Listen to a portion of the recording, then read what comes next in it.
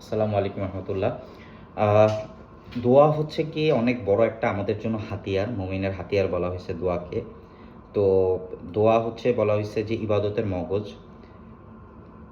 দোয়ার দ্বারা আমরা আল্লাহ সুবহানাহু ওয়া তাআলার কাছ থেকে সম্পর্ক কায়েম করি। দেখেন, আমরা প্রত্যেক নামাজের মধ্যে সূরা ফাতিহা পড়ি। ঠিক সূরা ফাতিহার মাঝখানে হচ্ছে এই যে আয়াতটা, ইয়াকা নাবুদু ওয়া ইয়াকা নাস্তাঈন, অর্থাৎ হে আল্লাহ, আমরা শুধুমাত্র আপনারই ইবাদত করি। প্রথমে তো নিজেকে সমর্পণ করা, যে আমরা শুধুমাত্র আল্লাহ সুবহানাহু ওয়া তাআলার ইবাদত করি এবং শুধুমাত্র আপনার কাছ থেকেই চাই।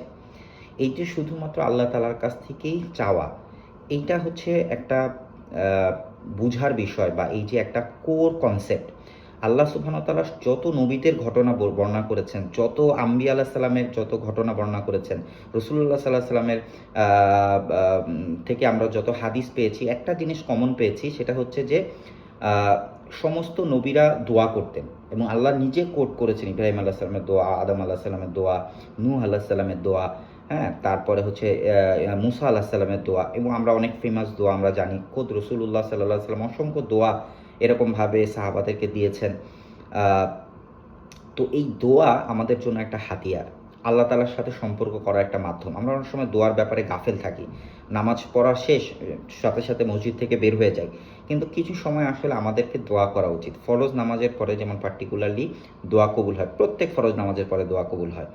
সো তাহাজ্জুদের সময় দোয়া কবুল হয়, শেষ রাতে দোয়া কবুল হয়। জুম্মার দিন একটা বিশেষ সময় আছে, বিশেষ করে দুই খুতবার মাঝখানে, শেষ সন্ধ্যার আগে, আসরের পরে মাগরিবের আগে যে সময়টা থাকে, এই সময়গুলোতে দোয়া কবুল হয়।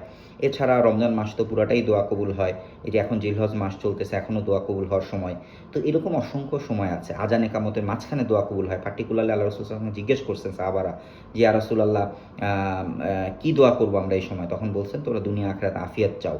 কারণ ইমানের পরে সবচেয়ে দামি জিনিস হচ্ছে আফিয়াত, নিরাপত্তা, যেটা আল্লাহর পক্ষ থেকে একটা বড় এরকমভাবে গ্যারান্টি। তো এই আফিয়াত চাওয়ার জন্য বলা হয়েছে।